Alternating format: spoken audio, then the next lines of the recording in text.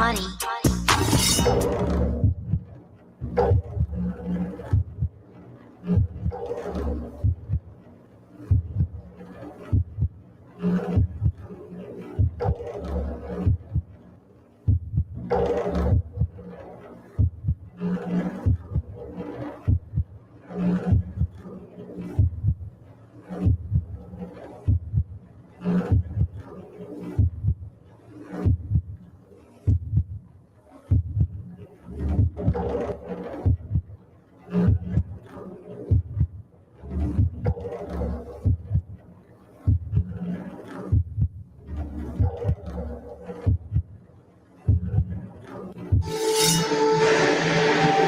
In ancient Egypt, the pharaoh was the bridge between the world of humans and that of the divine.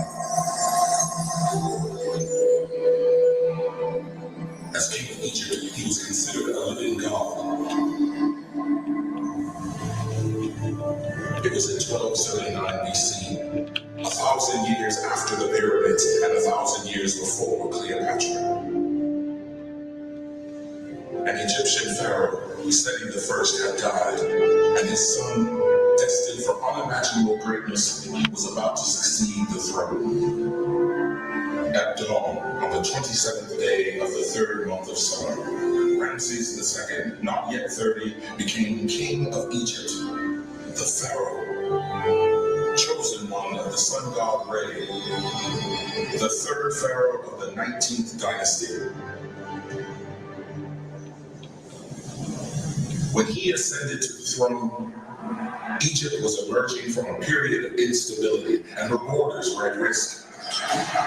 Ramses fought back invaders on all sides and expanded Egypt's territory.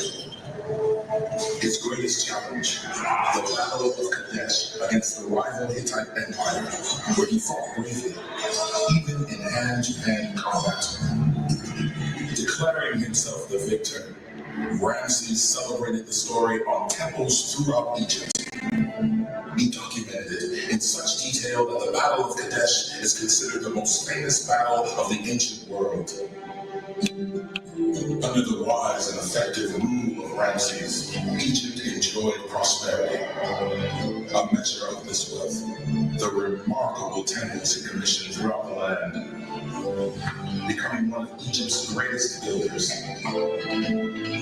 By carving his name and his likeness on them, he ensured that he would never be forgotten. At Abu Simbel, Ramses also built a temple carved out of sandstone cliffs to honor his first love and queen, Nefertari. Dedicating it to her, he inscribed on the facade, "For whom the sun shines." When Ramses died, he was over 90 years old, had fathered over 100 children, and reigned for nearly 67 years. Few could remember a time in Egypt ruled by any other pharaoh. With reverence, his body was prepared for the afterlife, and his mummy enshrined in the Valley of the Kings. But less than 200 years later, His tomb was plundered by wars, and over the centuries it was ravaged by floods and filled with debris. His remains and all the riches sent with him to his afterlife were thought to be lost forever.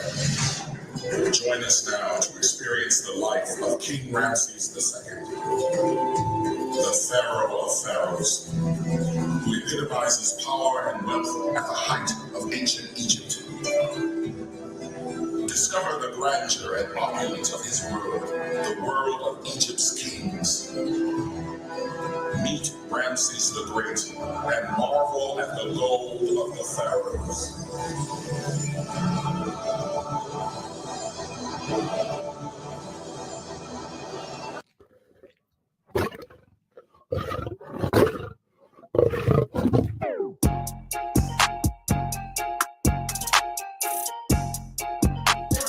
Honey. Honey.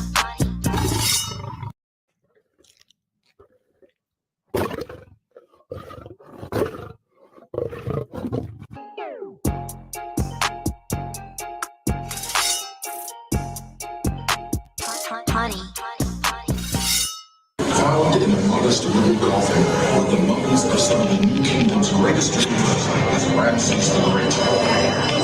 The riches of his tomb, though, have been plundered. Ramses' tomb was found empty. Now, 3,000 years after his death, we will give him a virtual reburial, using objects and items from the only intact tomb of a pharaoh, Tutankhamun's. With a reign 7 times longer than Tut's, Ramses' tomb and burial items surely far surpassed anything you will see here.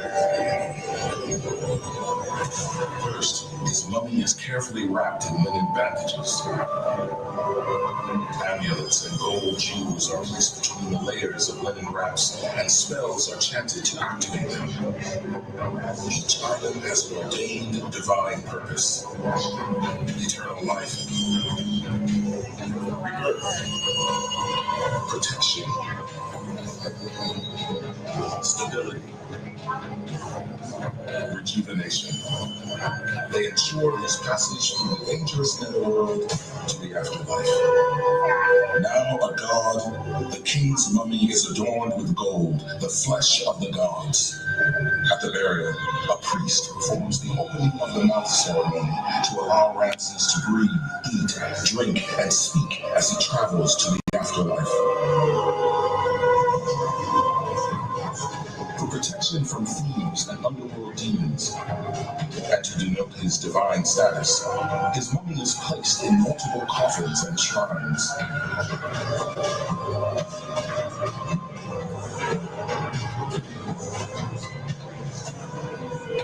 Finally, his tomb is sealed after it's been packed with everything a king needs for a glorious afterlife. Ramses' immortality is assured. The name of the greatest of all the pharaohs will live forever.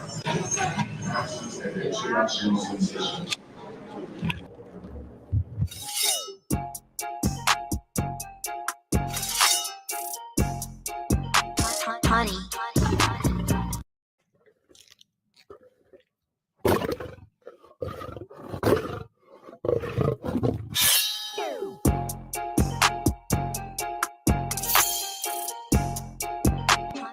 Honey.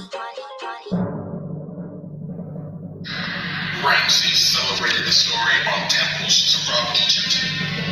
He documented it in such detail that the Battle of Kadesh is considered the most famous battle of the ancient world. Under the wise and effective rule of Ramses, Egypt enjoyed prosperity.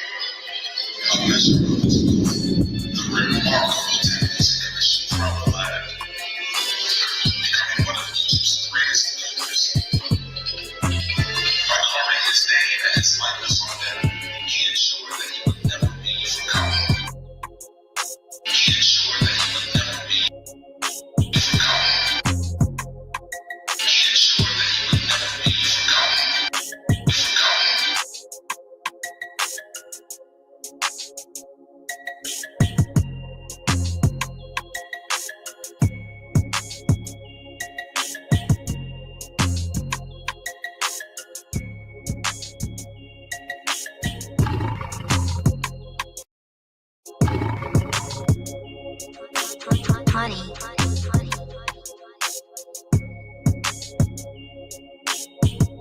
ensured that he would never be forgotten. Ramses also built a temple carved out of sandstone cliffs to honor his first love and queen, Nefertari. Dedicating it to her, he inscribed on the facade, "For whom the sun shines." When Ramses died, he was over 90 years old, had fathered over 100 children, and reigned for nearly 67 years. Few could remember a time in Egypt by any other pharaoh. With reverence, his body was prepared for the afterlife, and his mummy enshrined in the Valley of the Kings, the Valley of the Kings, Valley of the Kings.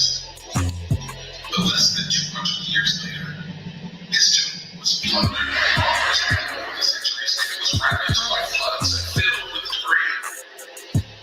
His remains and all the riches sent with him to his afterlife were thought to be lost forever. Join us now to experience the life of King Ramses II, the Pharaoh of Pharaohs, who epitomizes power and wealth at the height of ancient Egypt.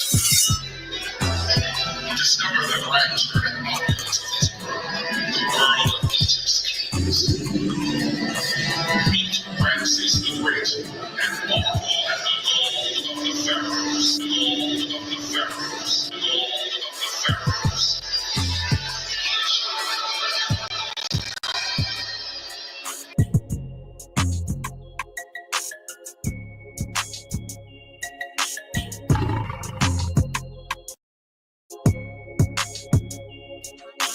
Honey.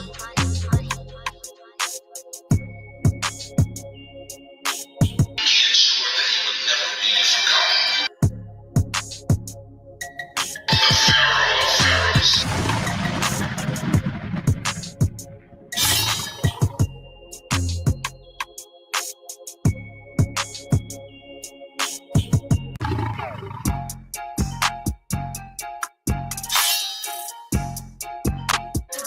Honey.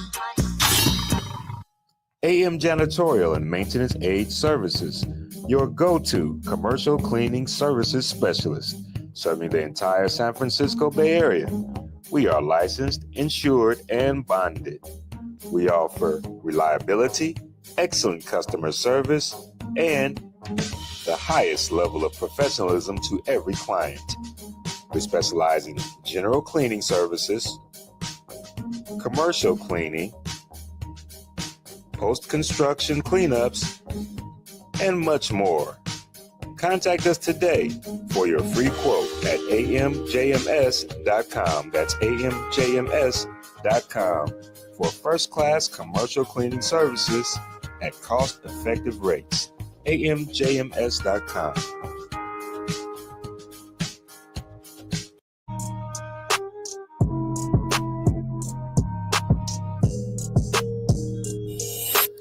Join us for our next premiere in this ongoing AM Dynasty original series, Ramses.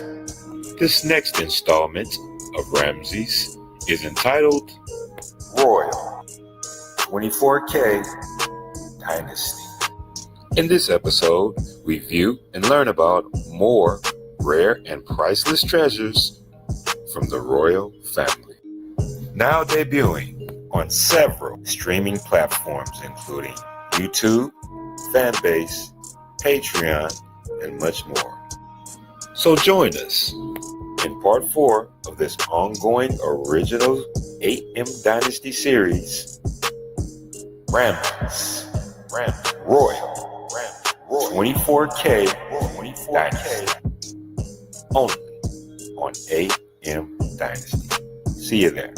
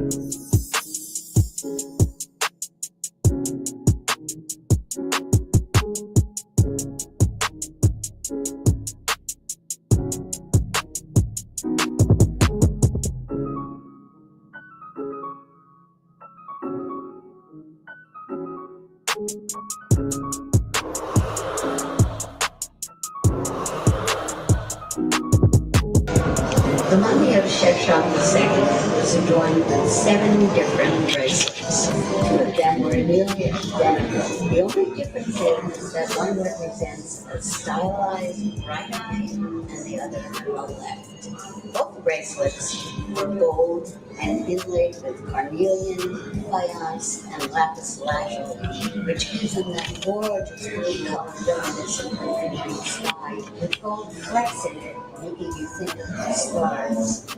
On their inner surface, they contain the cartouche of another king, Sheshonq I.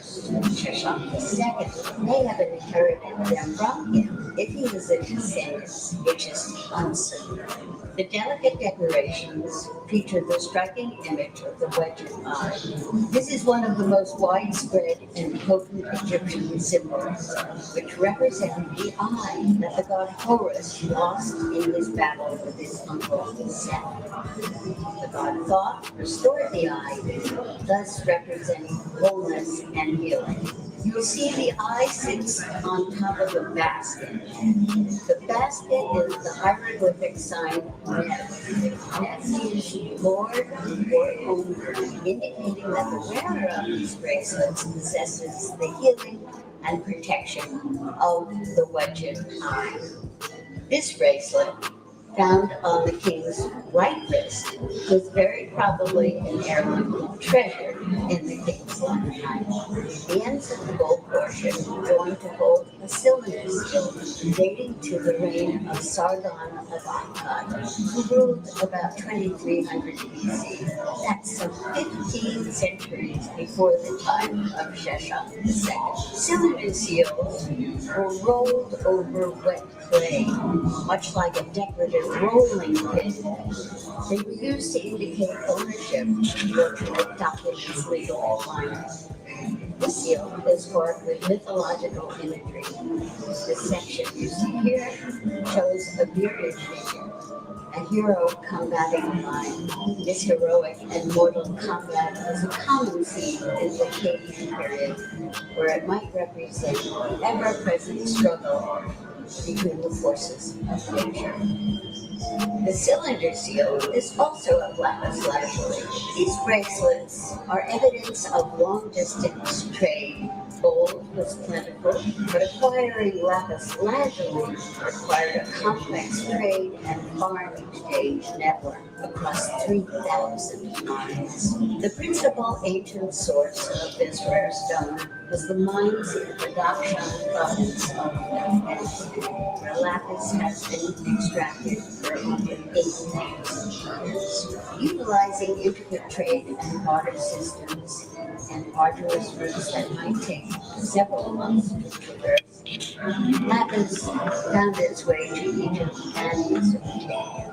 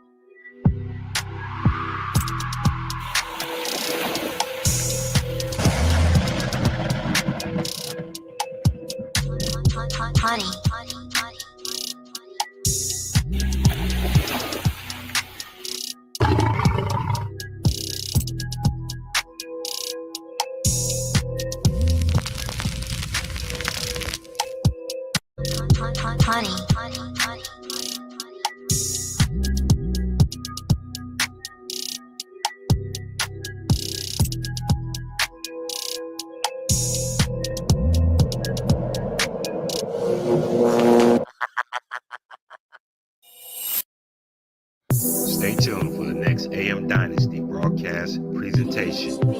We debut part 5 and part 6 of Ramses, Field General.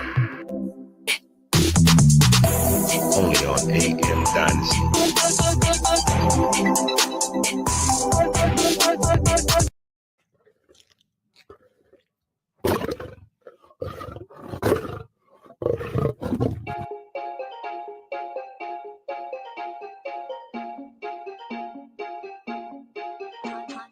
Honey.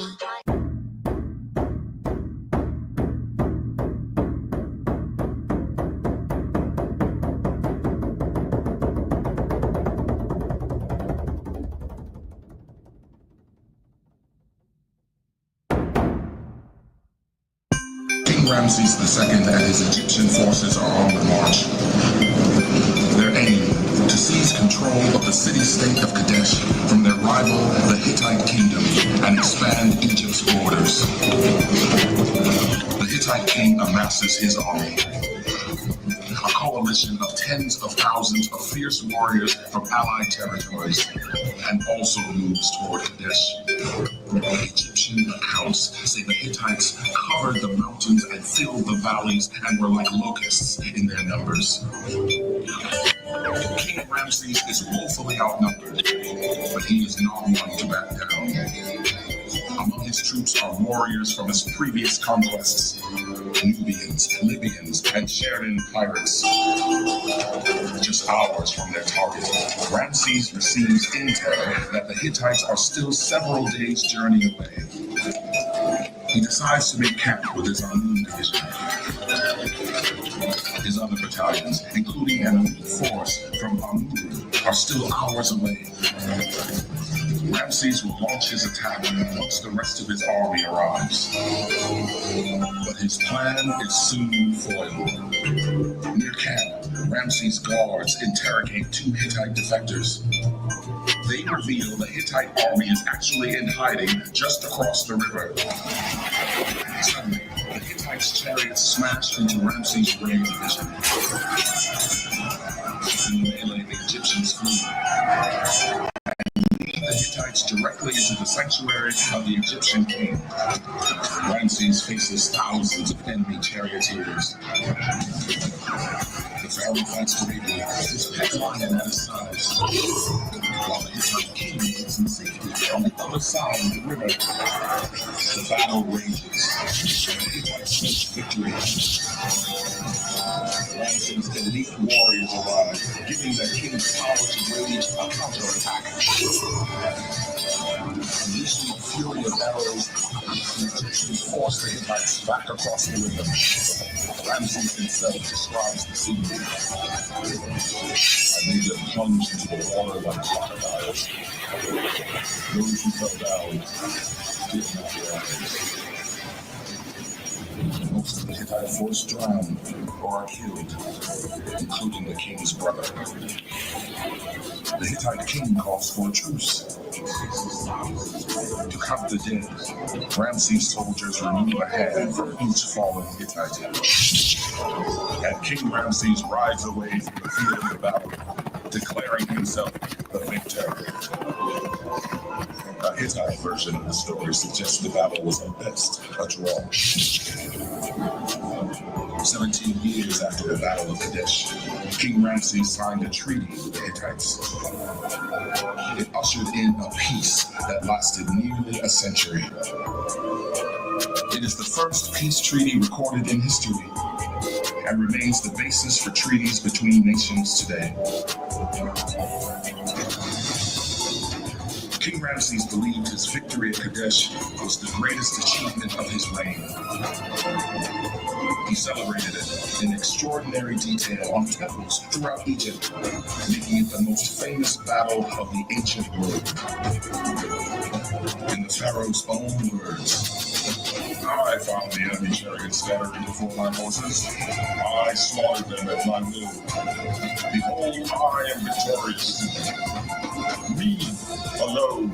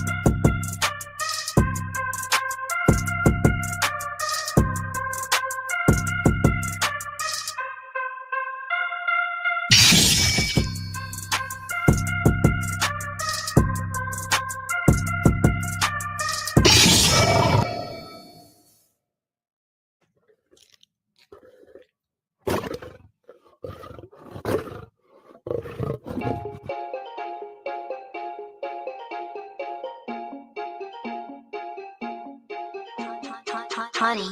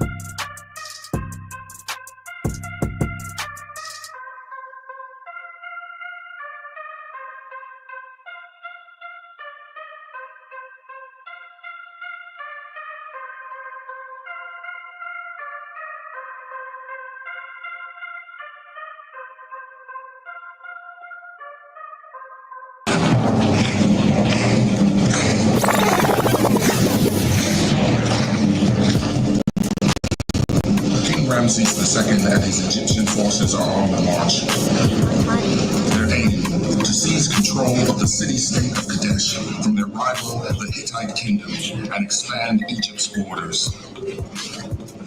The Hittite king amasses his army, a coalition of tens of thousands of fierce warriors from allied territories, and also moves toward Kadesh. Egyptian accounts say the Hittites covered the mountains and filled the valleys and were like locusts in their numbers. King Ramses is woefully outnumbered, but he is not one to back down. Among his troops are warriors from his previous conquests, Nubians, Libyans, and Sheridan pirates.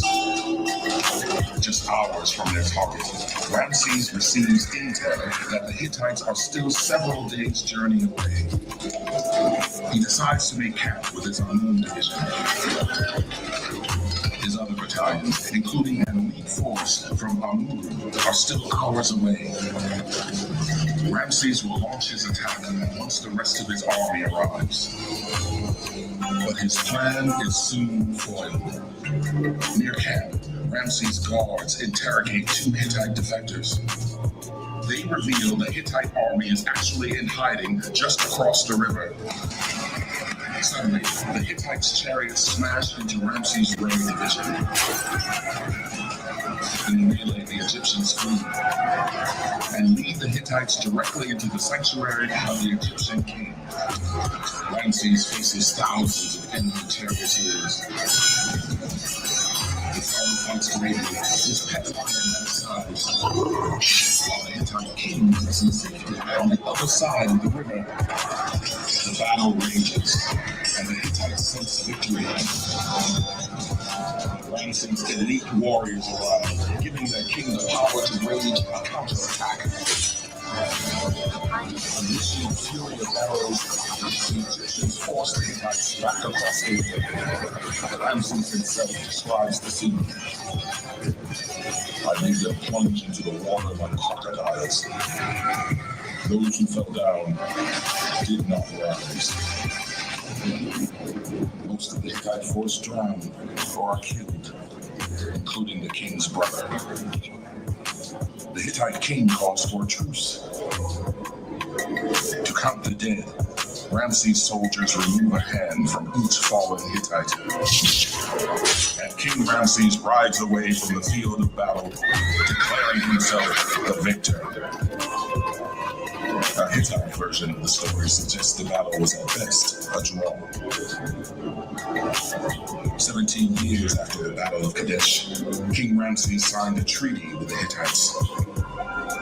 It ushered in a peace that lasted nearly a century. It is the first peace treaty recorded in history and remains the basis for treaties between nations today. King Ramses believed his victory at Kadesh was the greatest achievement of his reign. He celebrated it in extraordinary detail on temples throughout Egypt, making it the most famous battle of the ancient world. In the pharaoh's own words, "I found the enemy chariots scattering before my forces. I slaughtered them at my will. Behold, I am victorious. Me alone."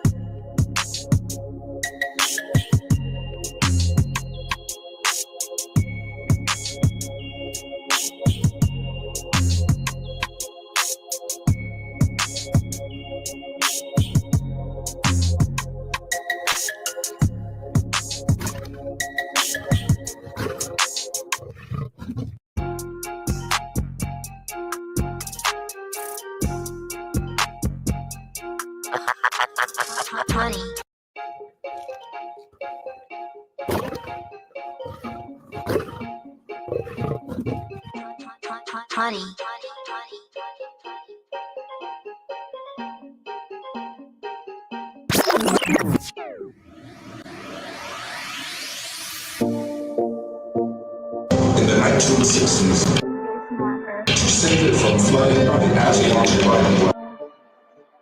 Egyptians that literally united the of Ramses in America was carved into pieces and relocated to August. 10 years later, his mummy traveled to France for an exhibition at the Grand Palais in Paris. The authors of the head of state were lectured and cast his knowledge as monsters of the world. Before his body was returned to Egypt, scores of scientists and doctors devoted 7 months to preserving his mummy with cutting-edge technology.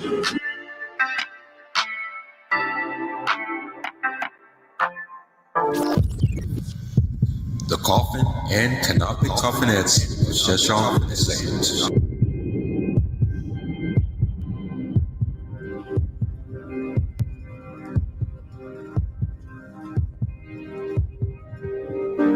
After Osiris was murdered, his sister wife, Isis, gathered the scattered pieces of his body and wrapped them in linen bandages, enabling him to be reborn.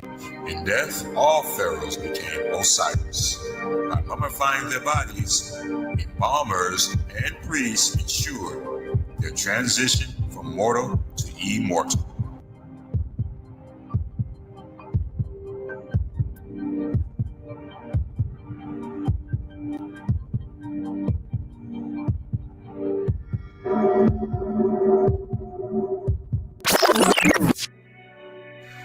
To help preserve the body, embalmers removed the deceased internal organs and mummified them separately. They were often kept in sets of 4 canopic jars. Shashank II's splendid human-shaped silver coffinettes are unusually luxurious.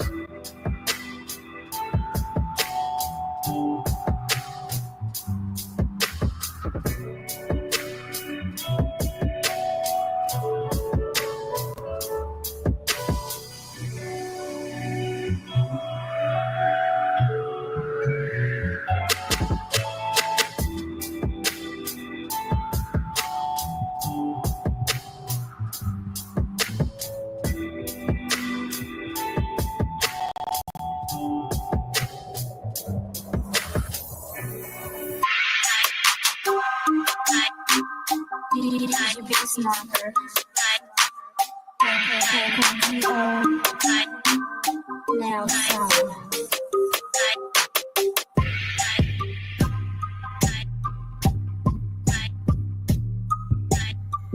Lead from the hawk-headed coffin of Shashank II.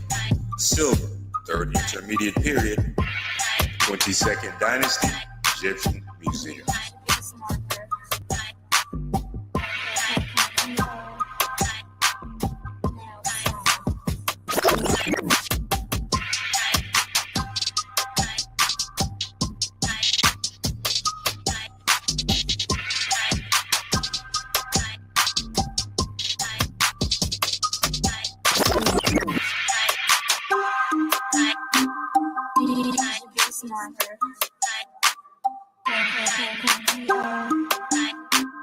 Now sound.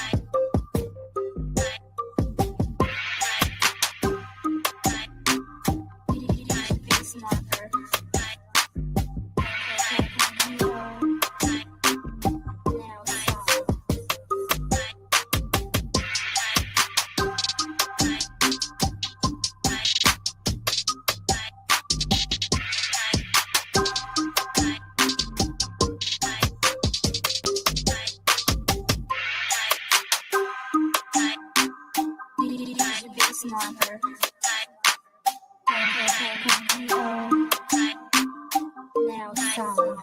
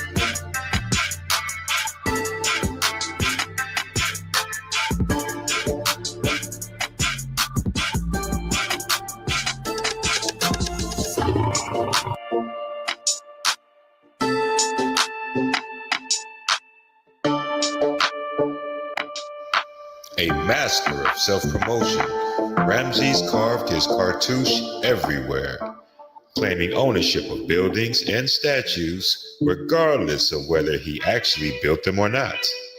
His name appears on more buildings and monuments than that of any other pharaoh. Upper part of an obelisk inscribed for Ramses II.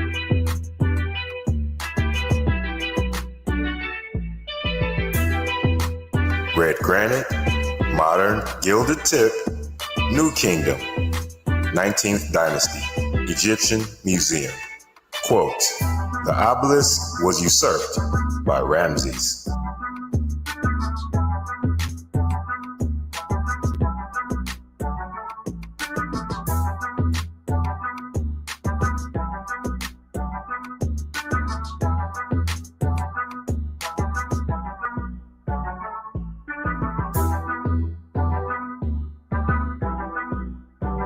His legacy and reputation inspired 9 future kings of the 20th dynasty to take his name. He remains Egypt's greatest pharaoh.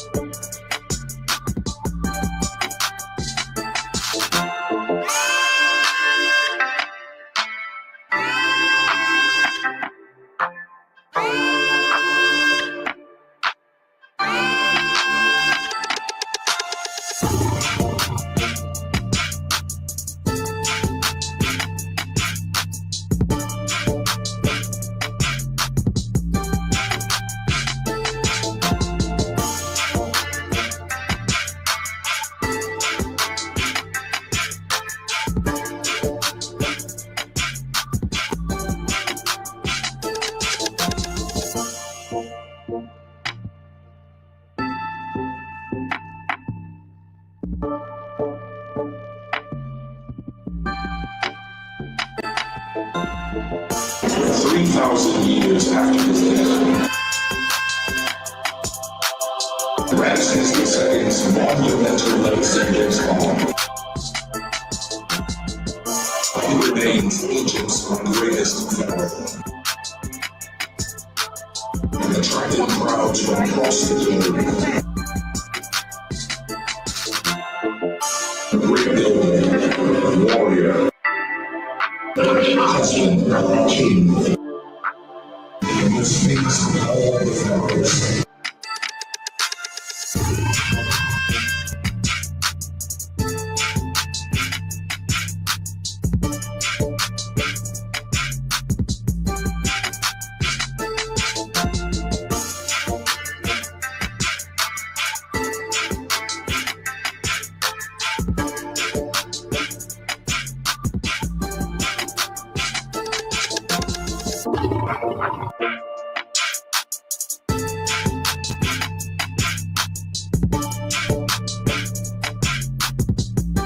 When 19th century travelers and archaeologists visited these temples, they ignited a Western fascination with Egyptian art and culture. One Colossus, wrestled to London by a treasure hunter, made Ramses an international sensation.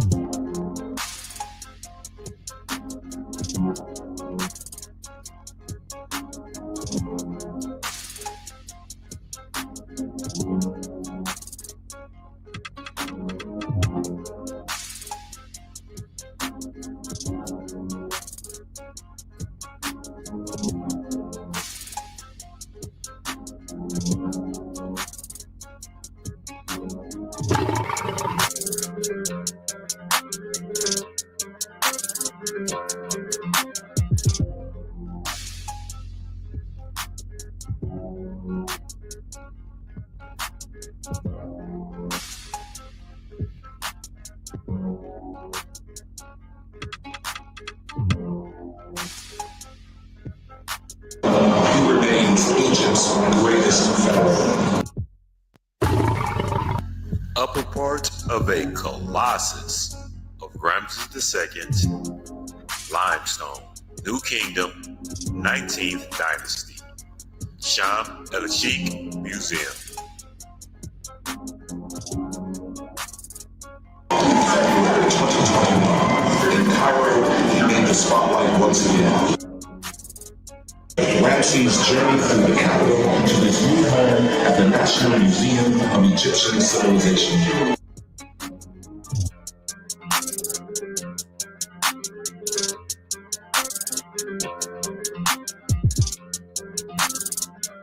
After his death, Ramses became immortal. His legacy and reputation inspired 9 future kings from the 20th dynasty to take his name. He remains Egypt's greatest pharaoh.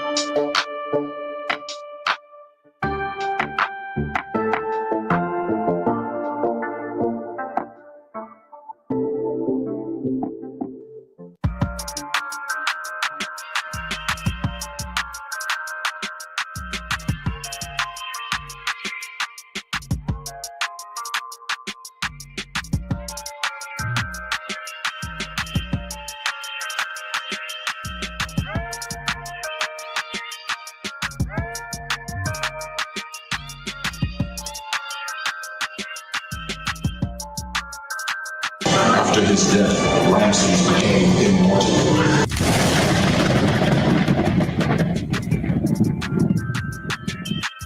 The most famous of all the pharaohs, the one whose name will live forever.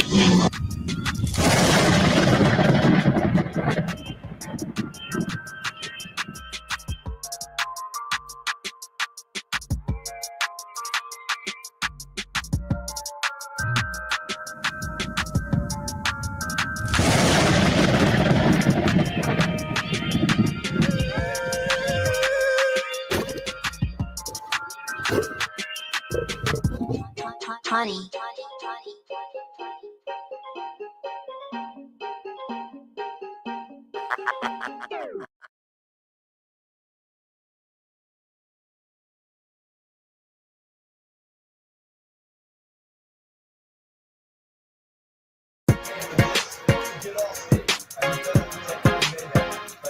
Check out the haircut.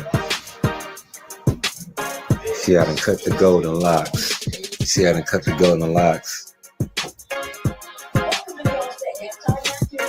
But I remain 24K at all times. You heard? I remain 24K at all times, and you know this. Stay tuned for the next AM Dynasty episode. Well, on the next one, we preview us at the King Ramses Art Museum in San Francisco. Whether you're viewing on your viewing platforms, Spotify, Patreon or YouTube, or if you're listening on the audio platforms, Apple Radio, Anchor FM, Spotify, and a multitude of others. AM Dynasty, 24K.